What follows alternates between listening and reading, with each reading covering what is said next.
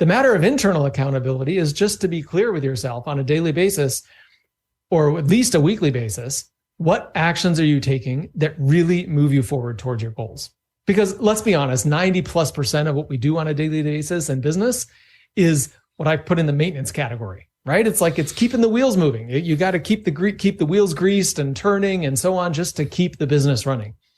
But if you're wanting to change something about your business, you're wanting to grow, you're wanting to get promoted, you're wanting to land a new customer, you've got to be devoting some portion of your energy to accomplishing that. And be honest with yourself, both on a forward-looking basis, what am I going to do this week? And on a backwards-looking basis, what did I do this week to help you accomplish your biggest goals?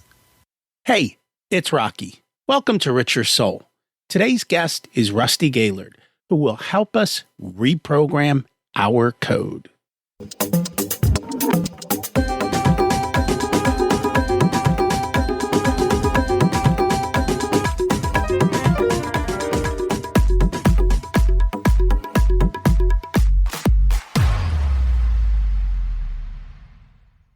Imagine it's 12 months from now, and you've achieved your major life goals.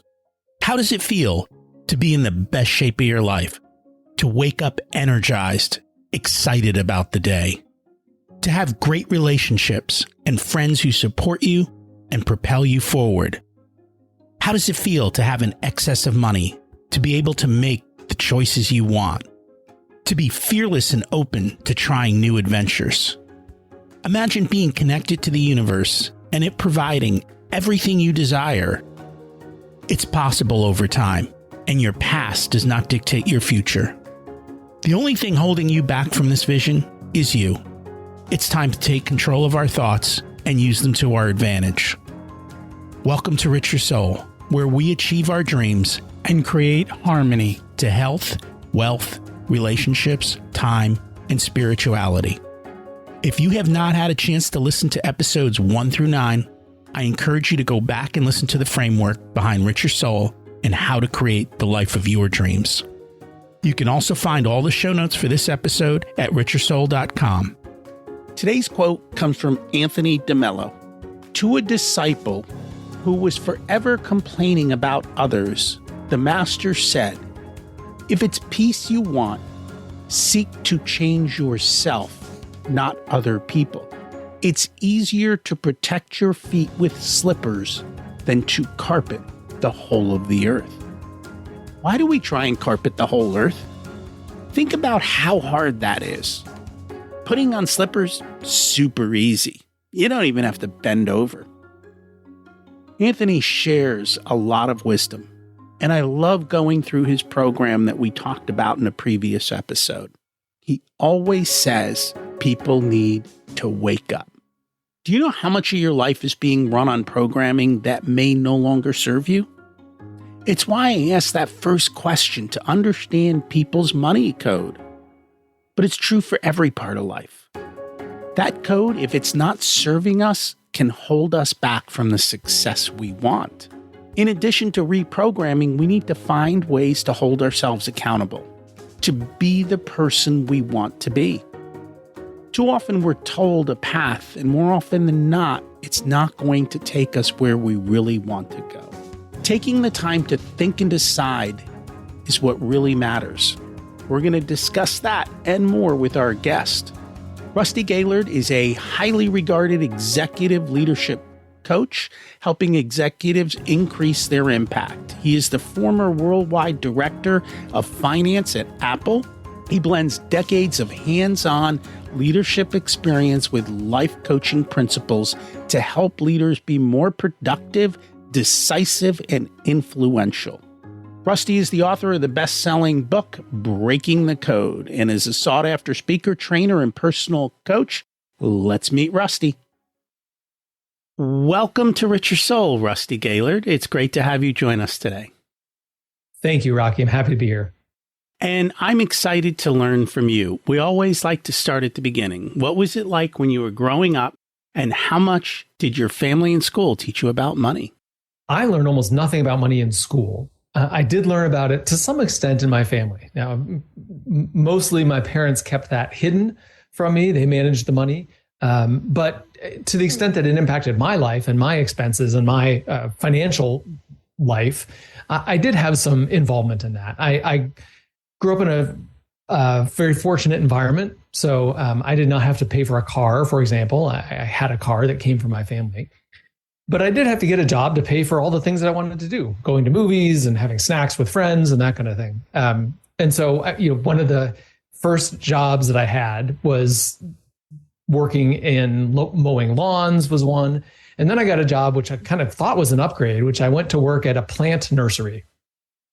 And I walked in, and my first job was huge. They sent me into this huge greenhouse full of geranium plants, and I had to go through and pick all the dead leaves off the geranium plants. And there must have been thousands of them. And, I spent all this time and I got through the whole thing. I went to my boss and was like, hey, I'm happy. I'm done. I finished that whole thing. He said, great. And he walked me into the next greenhouse full of geranium plants. So my dad used to say there's nothing like that kind of work to teach you the value of a good education. And that was absolutely true. And of course, I had the same experience most did, which was to open my first paycheck and be shocked at how much money the government took out off the top. So I had some of those lessons growing up, and I did learn how to spend and manage and budget for myself. Oh, that's good. And that was mostly from your parents. That was from my parents. Yeah, I didn't really have it elsewhere. So you went to Princeton and you have an MBA from Stanford, but they didn't teach you about wealth building? No, they don't at all.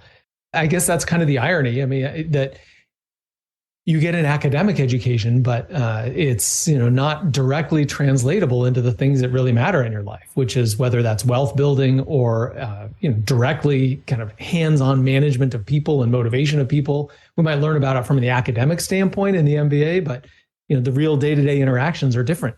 Managing different priorities, right? How do you build wealth and build a business and have a family at the same time? So these are the kinds of things that we deal with on a day-to-day basis, but there aren't really classes that teach you that.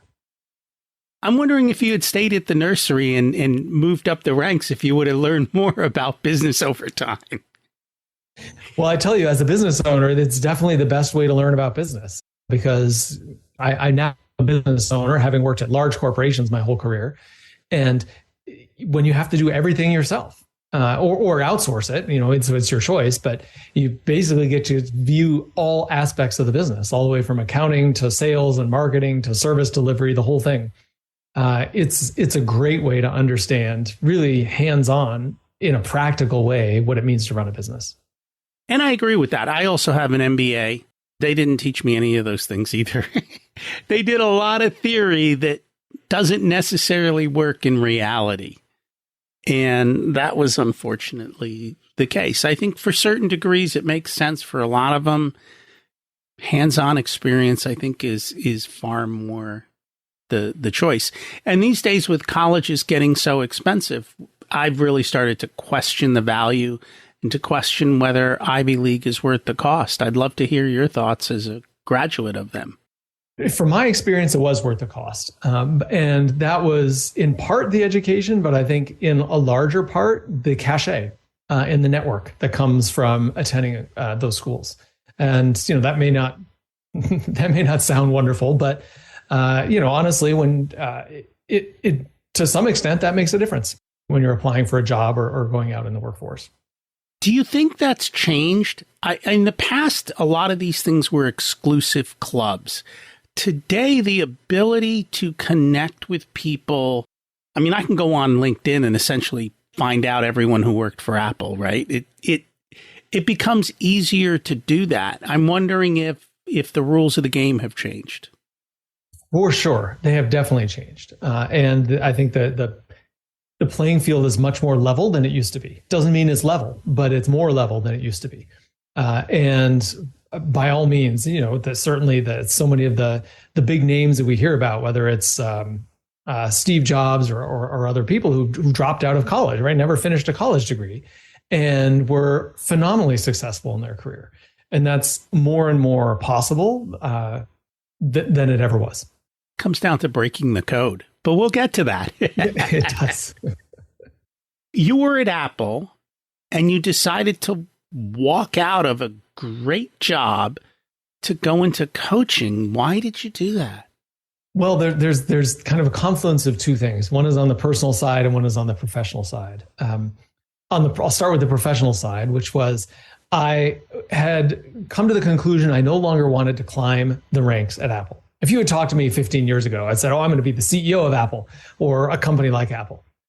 And, I started on that path and at some point decided I no longer wanted to keep going in that direction, in large part because I wanted to have a life outside of my work. And the higher up you go in an organization, the more the job demands of you. So I knew I didn't want to go to the top. And then it raised this question. So then where do I want to go? And what is a meaningful career for me? Because up until that point, meaningful meant advancement. And once meaning no longer became connected with climbing the ranks, I had to really examine, what does it mean? What do I want? What do I want to accomplish in my career? And frankly, I didn't have an answer to that question. So I was multiple years that I stayed in the same job, considering other options, looking at other companies, considering consulting, a variety of different things, but they all felt like another flavor of the same situation that I was in already. And I didn't want that. So that was the professional place I found myself in, questioning, where am I going next? What's my trajectory look like? On the personal side, I got divorced during that time, and getting divorced was personally very challenging. Up until that point in my life, you look at my resume, Ivy League and, big name companies and so on, I'd been very successful in my life. And that divorce, frankly, felt like the first big failure that I had to work through. And I couldn't do it alone. I needed some support. I had seen a therapist, but I really ended up starting and building a men's group that met regularly. And I got so much value out of that forum that this comes together now with the professional journey, because as I was thinking about where do I want to go, I said, well, what if I could bring more of that nature of those kinds of conversations I had in this men's group into my work? What if that was my work? I grew up in a family where the definition of success was to work for a great company and stay there your whole career. That's what my dad did. I was well down that path after 14 years at Apple. And so the idea of leaving to start my own company and to do something totally different, like being an executive coach, was pretty unnerving. It immediately resonated with me at a heart level, but there was all sorts of objections in my head saying, you got to be nuts. Why would you ever possibly do this? So I had to work through that. And fortunately I did, to end up where I am today. What did you guys talk about in that men's group that was so empowering for you? And you don't need to share any secrets, but more the concepts. Yeah. Well, I mean, honestly, we talked about everything, fears, doubts, uncertainties, all the kinds of things that most of us don't have anywhere to talk about. And I think especially men, to some extent, we might talk about them with our spouse, but beyond that, we don't often feel comfortable talking about our doubts and insecurities because we've bought into this story that men are supposed to have it all figured out and be strong and independent and all that kind of stuff, which I clearly don't believe in. But we were having a forum to talk about those things really created the difference. And because honestly, none of us has it all figured out, right? Nobody does. Even the people that we see as the titans of industry, like Elon Musk or whoever it is, like they don't have all the answers, and they know they don't have all the answers. And having a place where you can be insecure and afraid and have doubt and fear and work through that and come up with an action and a solution on how you're going to move forward really is transformative. And so that's what I experienced in that group. And that's what I endeavor to bring to my clients. I like it. So when you made your announcement to leave, how did all the other people at Apple react? Yeah. I mean, if you think about a bell curve, there were people at both extremes and a bunch of people in the middle. On one extreme, there was the people who said, you're crazy. Why are you doing this? You've got a family. You've got a good job. Why would you ever leave Apple? So definitely a few skeptics. The vast majority were in the middle, kind of interested, a little bit excited for me, but a little bit skeptical, doubtful, like, why would you be doing this? And, not outright critical, but, you could sense a little hesitation and some interest at the same time.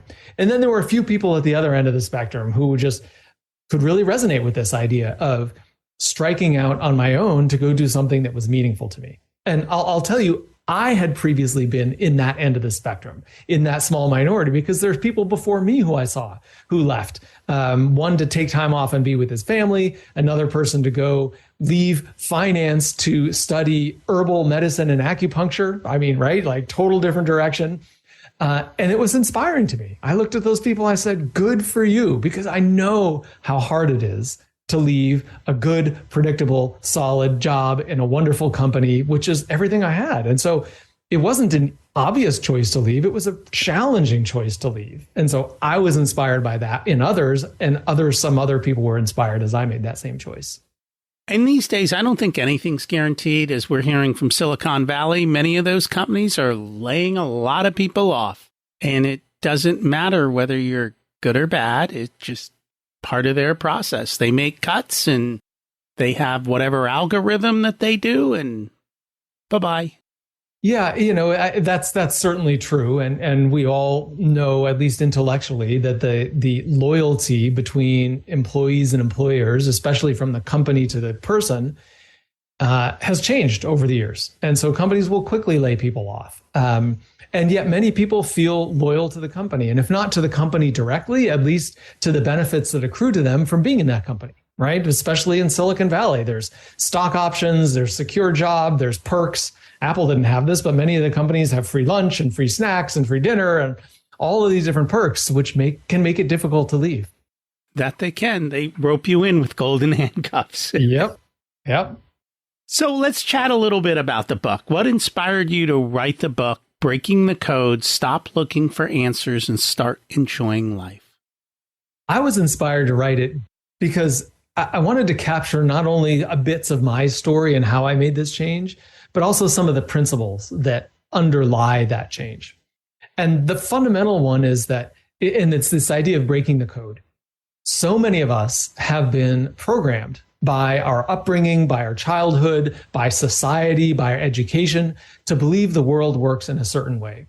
And Rocky, you and I were even chatting about this a little bit before we started, of this idea that I threw out there saying, hey, you can have success without all the sacrifice.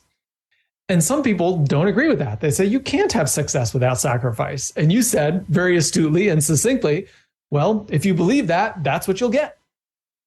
So that's the idea of the code. What you believe in, what you believe is true, how you think the world operates, that will become true for you because you will work within those boundaries. And so the point of writing the book was really to share this idea that when you can step out of your paradigm, step out of the way you look at the world today and think about things differently, which I had to do in order to get from working at big companies my whole life to starting a business as an executive coach. When you can make that kind of change, a whole new world of possibilities opens up in front of you. And if you then have the courage to step forward, you can achieve them. So really, fundamentally, the only thing standing between you and the kind of success you really want in your career, in your job, in your company, is your own belief about what's possible. You know, it's funny you talk about programming, because that is the entire reason for the first question I asked you when you came on. Talk to me. It tells the world what your money programming was. And for some people, they talk about how they had to go through a massive shift of changing their money programming and their money beliefs in order to achieve success, because their early programming around money held them back. And the reality is while we ask that question, all this other programming is going on too in every single part of our life. And most of the programming, I don't know if you did research for the book, I have found most programming takes place between about 6 and 13. And so that means that most adults are behaving like 8-year-olds.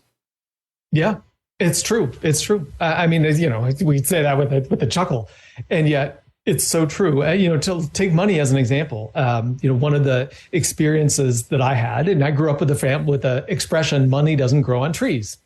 I'm sure a lot of people have heard that.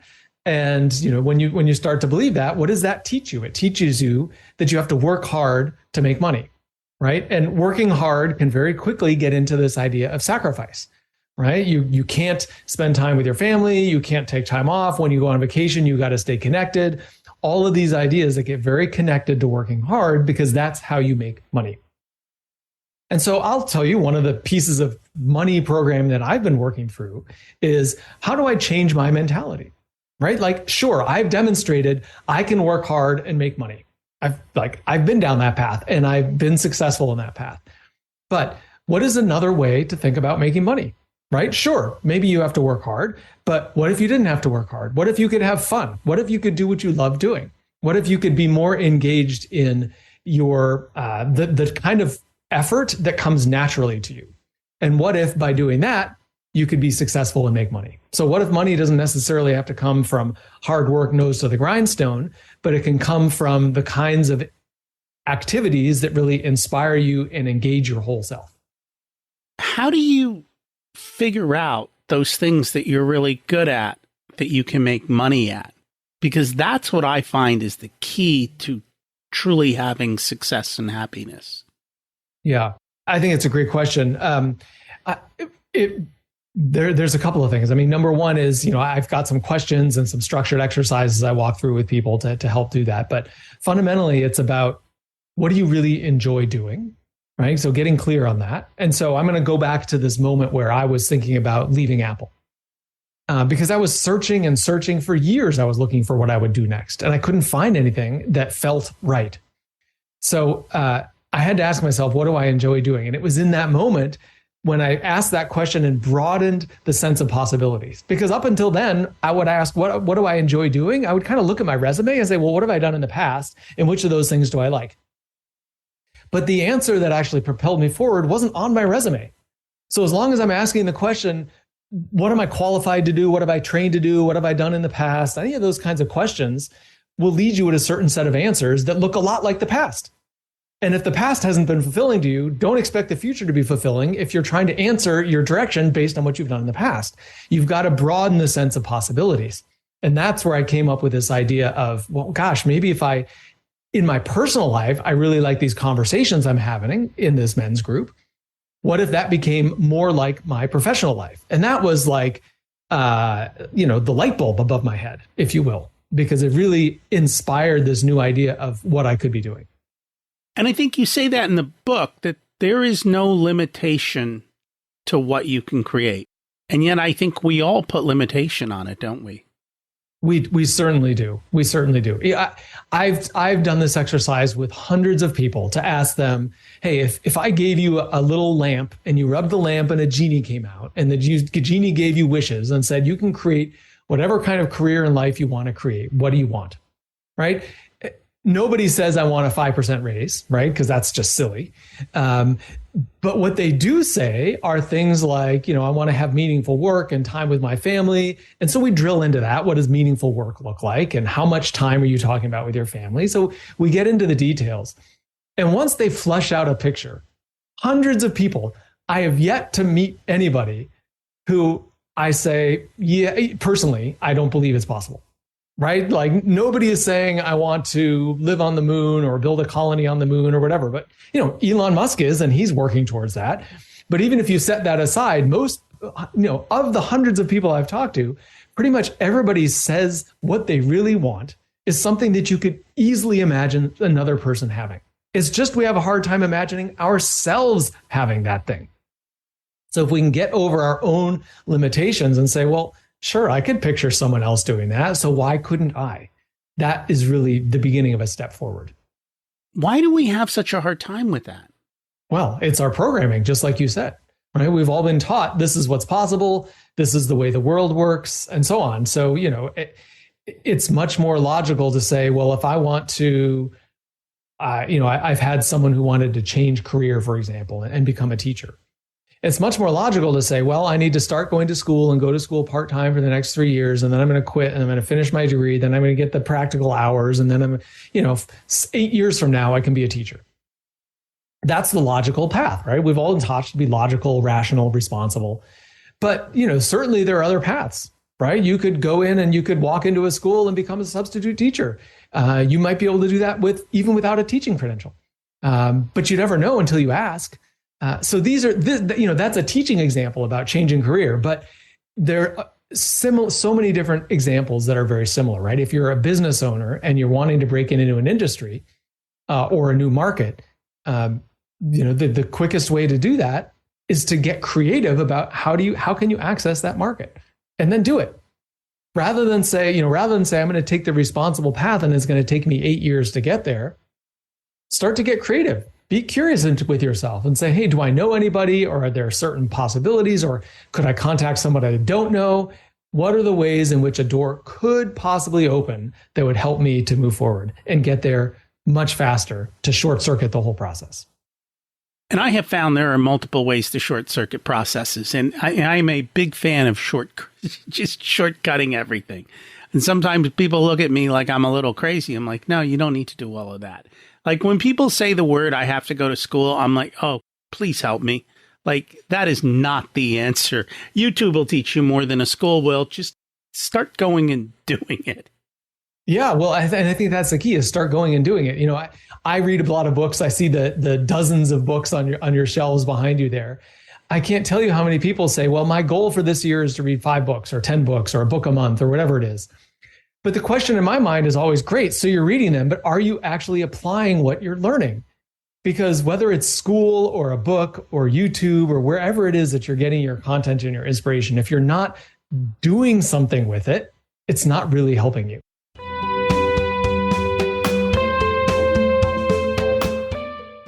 Today's episode is sponsored by Profit Answer Man Podcast.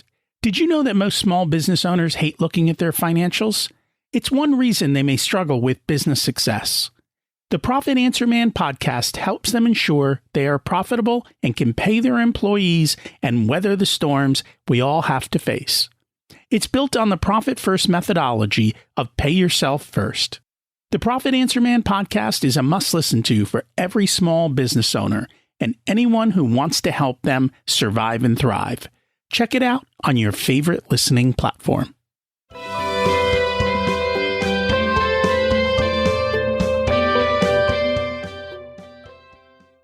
And that is so true. You have to take action. And I think that's the number one part that most people don't do, is take action.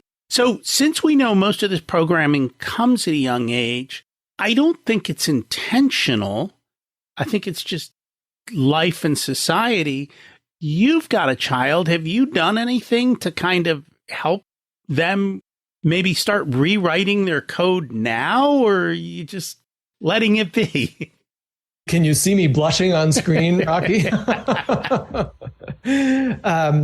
What a wonderful question. And, you know, this I think is maybe indicative of my own programming around this, is, you know, like, how do I parent and what is a good parent and so on. And I don't know that I've explicitly challenged myself in that way to say, how do I help him break the code at a young age and start doing things differently? But it's certainly a good question, and something that I'm going to take away from this conversation and be thinking about. That's good to hear. So let's talk about this code. You talk about we've got to rewrite it, and we've got to make a change to it. And you've actually come up with an acronym for code. Can you touch on that a little bit? Yeah, absolutely. So the acronym for code is C is confront, O is optimize, D is design, and E is execute. So C is to the confrontation piece, is to confront your life as it exists today and take an honest assessment of what's working and what's not working. So many of us like to avoid the things that aren't working in our lives, but it's important to confront them and to look honestly at what's not working, because that's a pointer towards what you want. So that's the first part. O is for optimize. And optimize is about changing your code or your programming, your belief system. The first and easiest way to do that is just to ask what if questions. Like, what if that weren't true? So if you have this area of your life that is unsatisfactory, let's just say you own a business and you're not profitable or you're not growing in the way you want to, right? One way to optimize your belief set around that, right? Because you may have beliefs, this is hard, I'm in a bad market, the economy's bad, whatever, right? There's a lot of reasons what we may have why we're not achieving our goals. So one way to optimize your thinking about this and your belief system is to ask, what if you were wildly successful in this area? So if it's about business profitability, ask, what would it look like to be very successful? And be specific. Don't say, I'm making a lot of money. Like, that's not very helpful, right? Pick a number, whether it's $1 million or $10 million or $1,000, it doesn't matter, but get specific with a number. And if it's a percentage basis, get specific with a percentage, and then start to drill into the details of what does it look like to be operating a business at that level of profitability. And you will, as you do this, be optimizing your belief system. You'll have to start adopting new beliefs. D is design. So this is iterative with the past with the optimized section, which is to get clear on what does success look like and what actions you can take to move you towards that. And then E is the execute phase, because you have to actually take the action, not just think about it intellectually. That's the one I see most people stumble. They don't take the action. And we'll dig a little bit more. Well, let's talk about it now. Most of life is pretty simple, right? What you've talked about is pretty simple. And yet doing simple is hard. Why? Simple, but not easy. Well, it is. But two things. One is certainly people fall down on the execution. But part of the reason they fall down on the execution is I think they don't do the first part of this very well, because they're operating within their existing paradigm. Right? Just to what you said earlier, right? Don't go back and get another degree. Don't go read another book. You don't take 8 years to go solve this.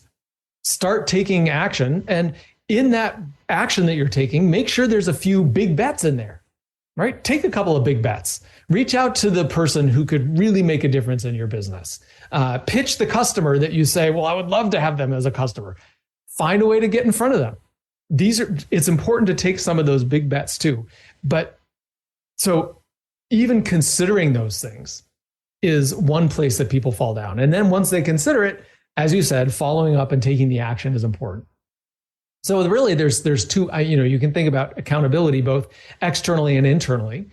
Certainly having people in your inner circle that stretch you and help you to continue to look for what the possibilities are and take action towards it is super important. So who's in your inner circle? That's very important. That's a matter of external accountability. The matter of internal accountability is just to be clear with yourself on a daily basis, or at least a weekly basis, what actions are you taking that really move you forward towards your goals? Because let's be honest, 90+% of what we do on a daily basis in business is what I put in the maintenance category, right? It's like it's keeping the wheels moving. You got to keep the wheels greased and turning and so on, just to keep the business running. But if you're wanting to change something about your business, you're wanting to grow, you're wanting to get promoted, you're wanting to land a new customer, you've got to be devoting some portion of your energy to accomplishing that. And be honest with yourself, both on a forward-looking basis, what am I going to do this week? And on a backwards-looking basis, what did I do this week to help you accomplish your biggest goals? That's interesting. That just reminded me of a book that I read long ago. I don't know if you've read 4 Tendencies by Gretchen Rubin. She talks about accountability, and the 4 tendencies are, there are some people who will be accountable to others, but never to themselves. There are some people who are accountable to themselves, but never to others. There's some people who are accountable to themselves and others. And the last group is people who are not accountable to themselves or to others. The rebels. And as you were talking about that, it reminded me of that book. And I even see it with some of my clients. Some are very good about being accountable, and others are just horrible with it. It almost kind of makes me think of like Myers-Briggs or DISC profiles or something. Mm-hmm. It's similar to that. And I'm wondering if people have these tendencies, can you change them, or do you just have to kind of come in and overlay something on it to hold them accountable? Yeah, super interesting question. And it seems to me like something that would require more study than I have done to give a really thorough answer. But as you're talking about, the thing that comes to mind, the framework that comes to mind for me is around habits. And there's plenty of good books around habits. Atomic Habits is a good one. Tiny Habits is another one by BJ Fogg. But they really talk about this idea of forming habits and routines. And just a couple of things I'll just throw out in that area. Number one is set the bar low and commit to doing it every day. Because if you're doing it, it's kind of like brushing your teeth, right? Like most people brush their teeth every day. It's a pretty low bar. It doesn't take very long. It's not very hard, right? It's become a part of your routine. So can you make one of these things that's going to help you advance your business, like brushing your teeth? But set the bar low. Don't make it, I'm going to call 100 people in my network today. It's like, no one's going to do that because you're looking at it and say, oh my gosh, it's so intimidating. You rarely will have the personal energy that's required to overcome that internal resistance. But if you say, every day I'm going to add one person to my list who could help advance my business. That's it. If that's your goal, and once a week I'm going to contact a person or something like that, starts to become a more meaningful and manageable goal. And if you can stack that progress on top of each other, every day you're adding a person to your list and you're reaching out to people over a couple of months, you're going to get some pretty significant impact from that. But the idea is to make it small and manageable and do it every day. It's funny. I was in a fitness accountability group, and that's what would happen. People would set these ridiculous goals. And I'm like, why are you setting ridiculous goals? They would fail every single week after week, because they set ridiculous expectations. And if you set reasonable or minimal expectations, then you had a better chance of hitting them, which creates success, and success builds on success. You mentioned BJ Fogg. He actually uses the example of brushing your teeth to use about flossing your teeth. And he's like, okay, if you want to start flossing your teeth, anchor it when I brush my teeth. So now we have an anchor and a trigger. I will. And he says, you don't have to floss all your teeth. He's like, I'm just going to floss one tooth. That's his goal, right? Brush your teeth, floss one tooth. Little teeny habit. And that's what I love about BJ Fogg. Yeah. Makes it as small as possible. As small as possible. And then the next day you do two maybe, or the next week. And little by little you build up to the habit. And that's kind of the key, is start small, take a tiny step, and kind of move forward. And I know earlier you talked about making bets, and all of the bets that you talked about didn't require money. There wasn't really a downside loss to these bets.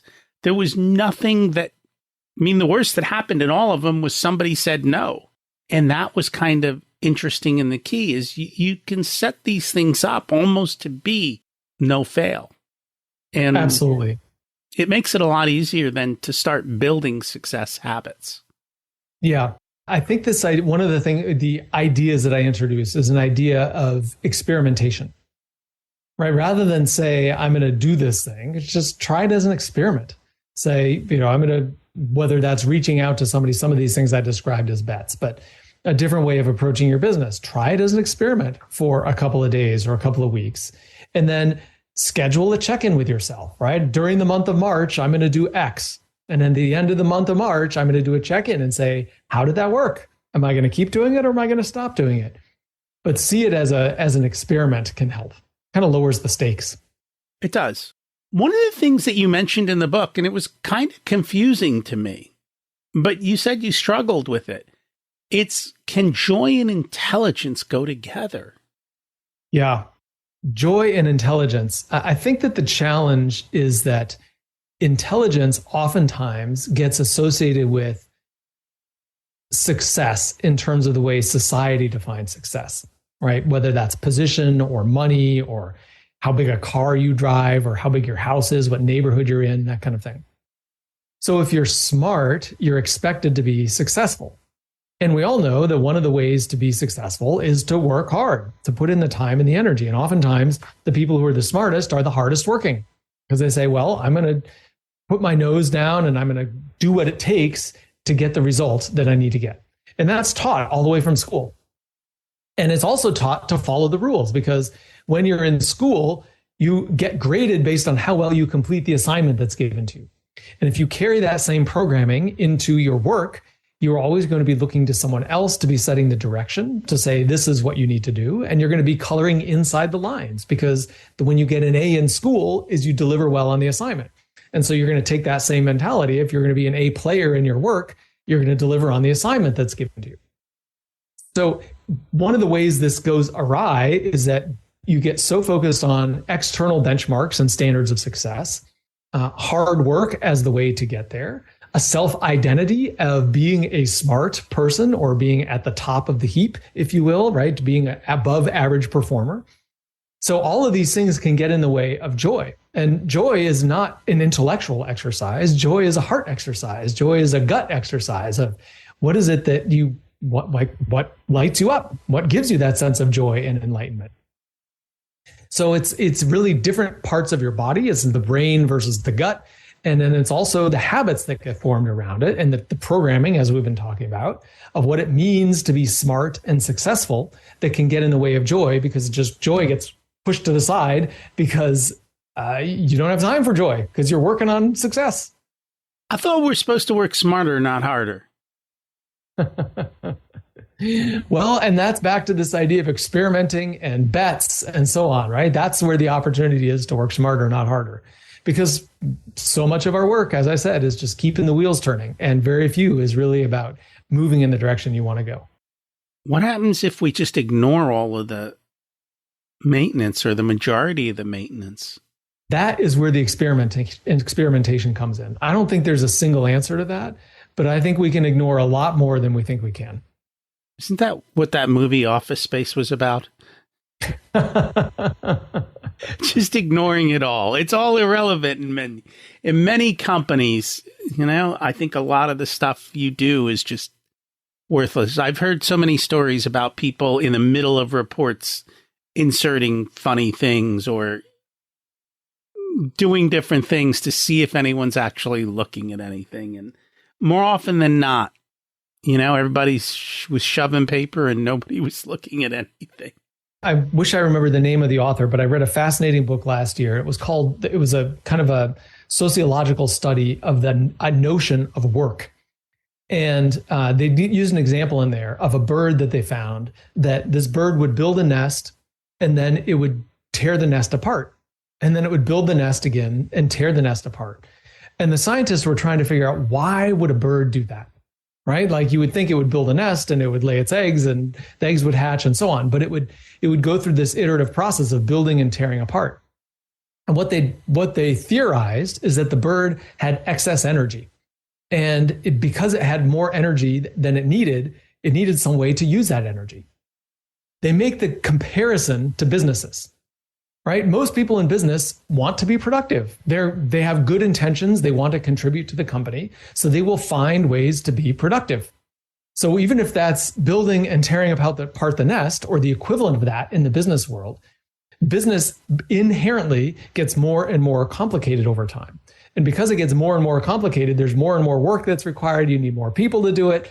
And all of a sudden, you've created this whole system where there's a bunch of work that's going on that may not actually be beneficial to the long-term impact of the company, kind of like the building and the tearing down of the nest. That makes a lot of sense. And yeah, it doesn't surprise me one bit. And I think most work cultures are that. Somebody started doing something, and so everyone keeps doing it, but nobody questioned why. And the world changed, and nobody kept up to date or changed the policy because we don't like change around here, and so we're not going to have any. Well, and this is back to this idea of breaking the code. Are you willing to say, I'm going to do it differently? I'm going to do an experiment to try to break my own programming, right? Because most of us, if we're in a job, we've been taught this is important work. You need to do this. It contributes to the success of the company. It's part of your job expectation. And if you've taught that, stopping that work, not doing it, or performing it at a level lower than you're capable of, all of those things are going to make you uncomfortable. So I go back to, one of the fundamentals of leadership that I talk about is courage, because it takes courage to take action, to experiment with some of these things. What if I don't go to this meeting that's important? What if I have someone else go to this meeting that is set as what, or what if I just say, hey, send me the notes and I'll review the notes? But what are the ways you can experiment to start to do things differently, to give yourself the mental space, the bandwidth, the energy, the attention, the focus to do the things that actually help advance your career and the company? And I think that's kind of what this relates to. You talk about seeking failure. Why would anyone want to seek failure? One of the ways just to the biggest reason to seek failure is to know where your limits are. Because unless you failed, you've never really tested what you're capable of. So in terms of, I'll say another thing, the smart educated people, high achievers, people who strive for the best, want to avoid failure. Of course they do. Right? We've all been taught you don't want to fail, right? Just all the way back from grade school. You get grades and everybody wants an A and nobody wants an F. But you're never going to discover anything new. You're never going to have a new breakthrough unless you're willing to color outside the lines a little bit. So that's the being willing to experiment, being willing to do something differently, and pushing the envelope a little bit. See how far you can go before it actually becomes a failure. You just have to have the courage and get through. And we haven't talked about it, but the underlying issue in a lot of these is fear.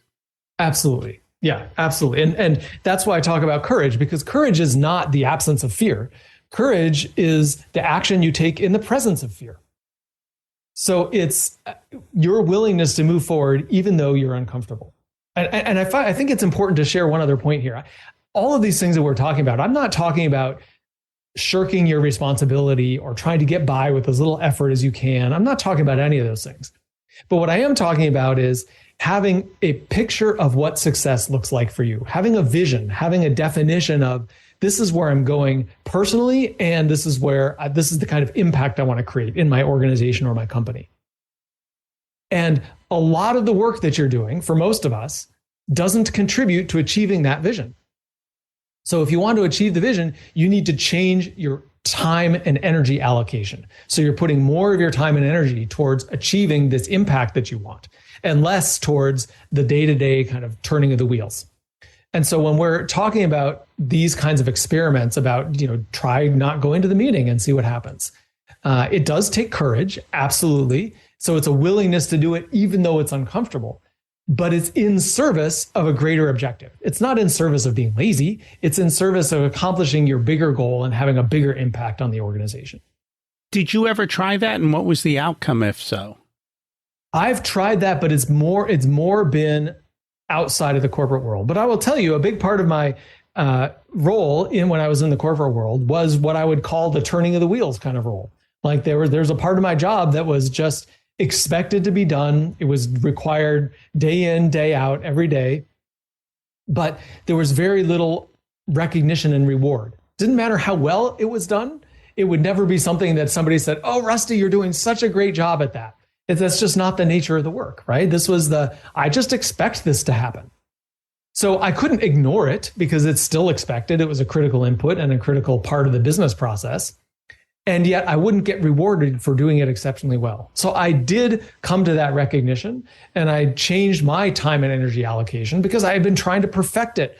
I don't want any mistakes. I want this thing better and better and better. And I said, well, why am I putting all this time and energy into perfecting something for which it's important, but is never really going to help the company advance or help me advance in my career? Having awareness, I think, is a big part of that. Having awareness and broadening your perspective. So we've talked about breaking the code a number of times, right? Changing your programming, seeing things differently. The challenge is that's like the fish in water. Like you tell a fish it's in water. I say, what do you mean I'm in water? This is just what the world is like. And that's how many of us view the world. And so it does require a shift in perspective. And some people can do that on their own. Many people, it's helpful to have, again, an inner circle that helps to think differently, to look at things from a different perspective and to provide a different way of seeing the situation that then creates the opportunity to do something differently. Interesting. So one of the things you talked about in the book is a shift in paradigm from have, do, be to be, do, have. What does that mean? Yeah. Well, most people say, well, once I have the job, then I'll be able to do whatever I want because I'll be in charge, and then I will be at ease. I won't be as stressed. I'll be successful. I'll feel confident, and so on. So most people think they have to have the result in order to achieve the feeling. But the shift in paradigm is that it actually goes the other way around. In order to get the result, in order to have what it is you want to have, first you have to be the kind of person that can have that. So I'll give you a simple example, and this is around salary. Whatever your salary is, let's just say $100,000 to make it a round easy number. If your salary is $100,000 and you say, wow, if I had a salary of $200,000, then I could buy a new car and I would feel confident and I would feel secure and I would feel good about myself. But what kind of person gets a job if you're making $100,000 today? What kind of person gets the job that pays $200,000? Well, it's the person who's confident and secure and feels good about themselves and knows that they can add value. So you're never going to get that result unless you show up as the person who's already knows that they can accomplish and deliver at that level. Fake it till you make it. Well, it's fake it till you make it, but it's not just about faking it. It's about finding that part of you inside that actually believes it, right? Because we all have this sense of, and it could only be 1%, right? But we all have this sense that there's some part of us that's capable of accomplishing more than we're accomplishing today. And how do you tune into that 1% of you or 5% of you, whatever it is, and amplify that? So it's not just about faking it. It's not pretending to be something you're not, but it's accessing that part of you that already exists, that knows you can do more than you're doing today, and bringing that part to the forefront. And I will say most people don't do everything. Everyone sandbags, unfortunately. They don't do everything that they possibly could do. There's a whole bunch of cultural, I think, issues around that cause people to hold themselves back from everything they can be. Yeah, which just reminds me of a question. So everybody listening, just ask yourself, what percentage of your potential do you think you're living right now? Do you think you're living 100% of your potential? Do you think you're living 50% of your potential? 20% of your potential? Just ask yourself that question. There's no right answer. There's no wrong answer to this, but just ask yourself. And I think even reflecting on that one question starts to create some room to say, well, what would it look like to increase that number? And what would I be doing differently? And how would I be feeling? And it starts to create an opportunity to live into that. I would guess most people think they have much more potential than they do, but they don't necessarily take action towards it, which comes back to what we've been talking about the whole time.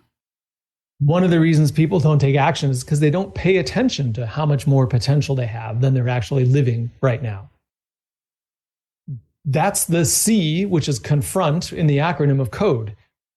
You've got to look at that and say, are you content living at 20% of your potential? Whatever your number is. So I'm going to say 20 as a make up a number. Are you content with that? And how will you feel when you're 80 or 90 and say, what could I have done differently in my life? And geez, I only lived at 20% of my potential. Are you okay with that? To some people, the answer will be yes, I'm happy with that. To some people will say, no, I want to stretch myself and go for 30, 40, 50% of my potential, whatever that looks like to you. Again, the numbers don't particularly matter, but what matters here is this idea that there is more that you are capable of. And are you okay not exercising that? Or do you want to exercise it? And if so, it's going to require some courage because it's going to be uncomfortable. By definition, you're doing things you haven't done before. But are you willing to do that in the service of creating more of the kind of life that you want, living more into your potential? One of the things that you said in the book is that you already have everything you want. Everything you need. You need. Is that okay? So what do you mean by that? Fundamentally, what limits us, back to this idea, what limits us is our imagination of what's possible and our willingness to take action. And you have imagination and you have the ability to make a decision. And that's what you need. That's what you need in order to take action. I will repeat what you said earlier, Rocky, which is this is very simple, but that doesn't mean that it's easy to apply. Because what you come up against is your beliefs. You come up against, this is just not the way it works. Someone with my background, someone with the kind of experience that I had could never do that, Rusty. They could never accomplish what it is that I really want to accomplish. And as long as you believe that, that will be true. So are you willing to break the code? Are you willing to step outside of your comfort zone, shift your perspective, look at it through a different paradigm, and set goals for what it is that you really want and take action on it? I'm waiting for the day that somebody can just say, hey, there's an upgrade available. Press this button here and we'll update your code. Tomorrow you'll be running the new version. I know. Well, so I agree with that. And I will say that I don't know how to attribute this quote, but I've heard it said that every action you take is a vote for the kind of person you are or you want to be. And so every decision you're making on a daily basis, every day that you increment in the calendar, every day that you age is a vote for the kind of person you are. And so that's the question. It's like, that's how you upgrade your operating system. It's through the actions you take, right? We can read books, we can think about it, we can daydream, we can go to retreats, we can do all of that, meditate. But what matters is the actions you're taking. And so if you're not taking action, you're not going to be breaking the code. You're not going to be upgrading and reprogramming. It's through the action that you upgrade. And I always say this about kids. They don't listen to what you say, they listen to what you do, which is basically that. What actions are you actually doing? Don't talk about it. Just go do it.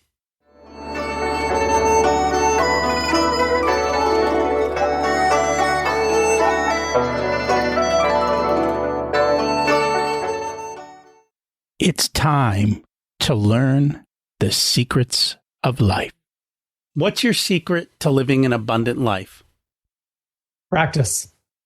I've studied abundance. I have read about it. I've experienced it in some little slices of my life. But what I've found is that if I'm not practicing abundance, and that includes, for me, that includes meditation, journaling, reading, just all ways that I can reset my mindset. If I'm not practicing it, I forget it or I get off track. And so to me, the secret to abundance is really about practice. And you have to keep practicing until it's a habit that's part of your code. Yeah, it's like, but yeah, until it becomes a habit, like brushing your teeth. Very true. What did you learn later in life that you wish you would have learned sooner? The idea that anything is possible. That so much of my early life was dictated by what I assumed would be the logical, responsible career path. And I followed that career path for more than 20 years and had great success along that career path, but then took a fairly significant turn off of that as I became an executive coach. And I wish I had had the sense much earlier in my life that I don't have to be responsible. I don't have to follow the traditional path, that anything is possible for me, and to take life a little bit less seriously. Yeah, life is better lived with a little bit more fun and a little less seriousness. Yeah. Enjoy the journey, because that's when life is lived. If you were to give an 18-year-old one specific piece of wisdom, what would it be? Experiment. I have had conversations with a number of people in that age range, 18 to early 20s. And oftentimes they say, well, I don't know what I want to do with my life, and I don't know where to go or where to focus and what my career should be. And my answer is always experiment. Be willing to try new things, be willing to change quickly, and try a number of things. Because how could you ever know what you want to do, where you want to spend your time, what brings you joy, what you're good at, unless you've done it? So be willing to experiment. It's so true. They're programmed to believe certain things about certain things, and they don't necessarily know the truth about it. And until you go do it and see what it's like and experience it, you don't realize that. And I think for a lot of people, you see that a lot with doctors. You might see that with attorneys and in a lot of areas that require a lot of study. Had they bothered to go look first, they would have realized, oh, that's not what I thought it was. It's not worth the time and effort.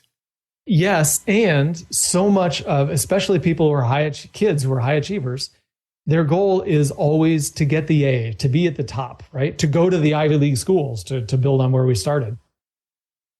And as long as that is their goal, they will always be striving for what they think the metric of success is. But the point of experimenting is to say, what is your metric of success? Because there is no one metric of what does it mean to live a successful life.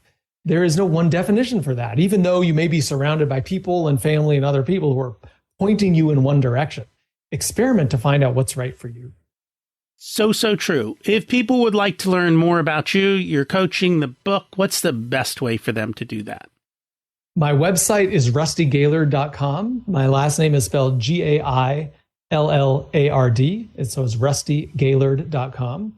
And you can find the book on Amazon. It's Breaking the Code, and it's easier to find if you search for Breaking the Code Rusty. And we'll put that in the show notes. Thank you so much for joining us today. Thanks, Rocky. It was great. Where do you need accountability, and who is holding you to do the simple in your life? You know, that's the thing. Life is pretty simple. Doing simple's hard. Where is your code in need of an upgrade? How are you going to install that? These are simple but deep questions we all need to answer to create the life we love that brings us joy. I don't work that hard, and I love what I do. I'm constantly learning and improving and challenging my code. What about you? Hey, if you enjoy or get value out of listening to Richer Soul, I'd really appreciate it if you'd support it by forwarding it to a friend or sharing it wherever you share podcasts. Let's get the word out. Our next episode is Rabbi Matthew Ponik, and he's going to talk about following the call of your soul. I know you're going to love it. Thanks for listening. Have an abundant week.